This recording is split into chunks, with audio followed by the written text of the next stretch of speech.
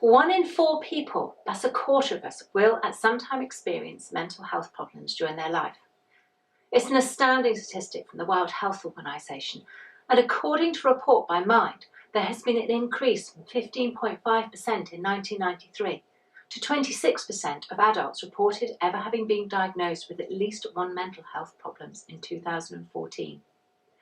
Many mental health problems are including OCD, self-harm, eating disorders, insomnia, and many physical problems are anxiety-related.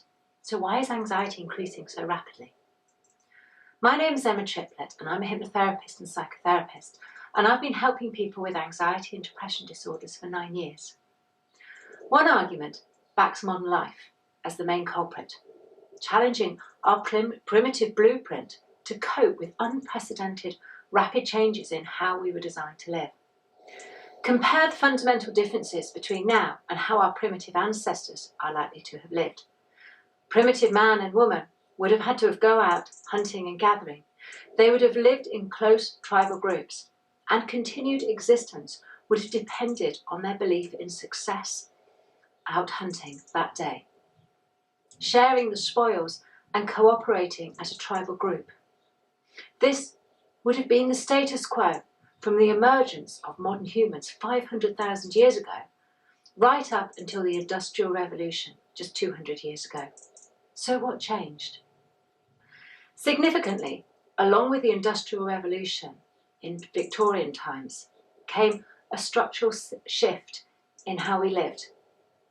People started migrating from their close-knit rural communities to cities, causing a swing in mindset from the good of the community to the self, resulting in the weakening of the tribal support structure. Compare that to today's living. In primitive times, being isolated from the tribe would have meant certain death.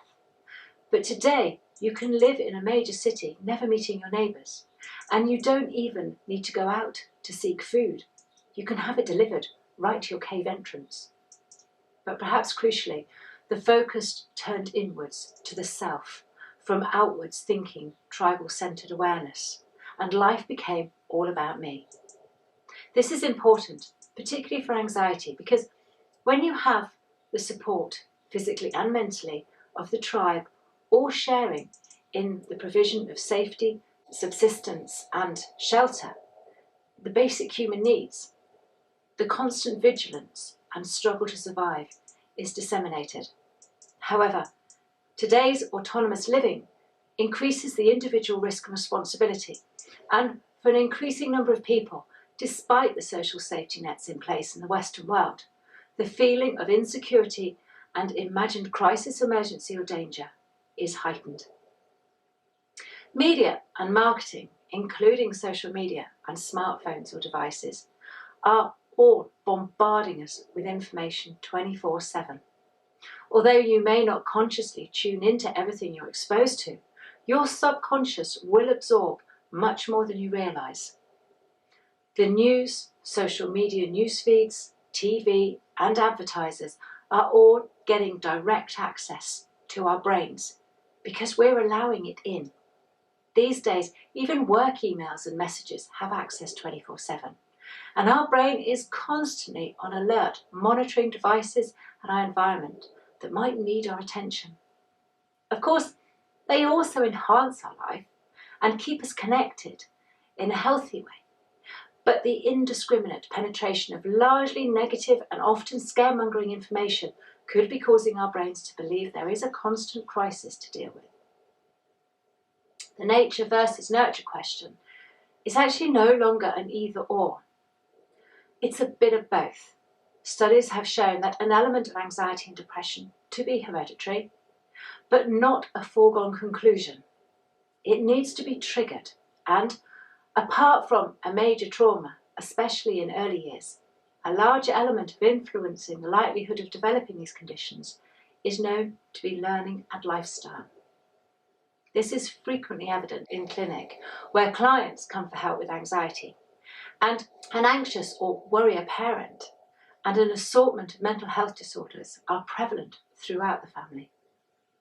A portion of our 10 billion brain cells are a type called mirror neurons, and they learn by mimicking the behaviours of people around them. And much of this learning occurs in childhood.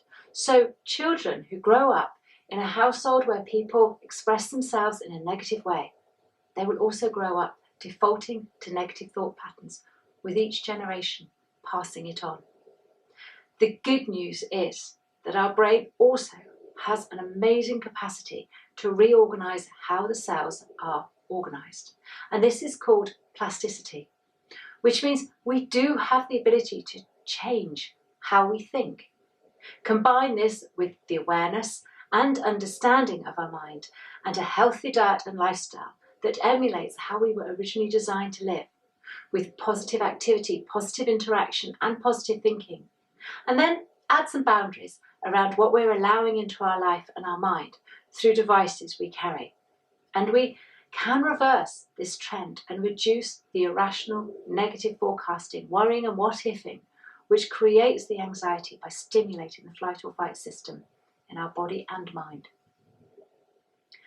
If you would like to get these tips automatically, or if you're suffering from anxiety or depression and want to learn more about it, hit subscribe below and turn on your notifications. See you next time.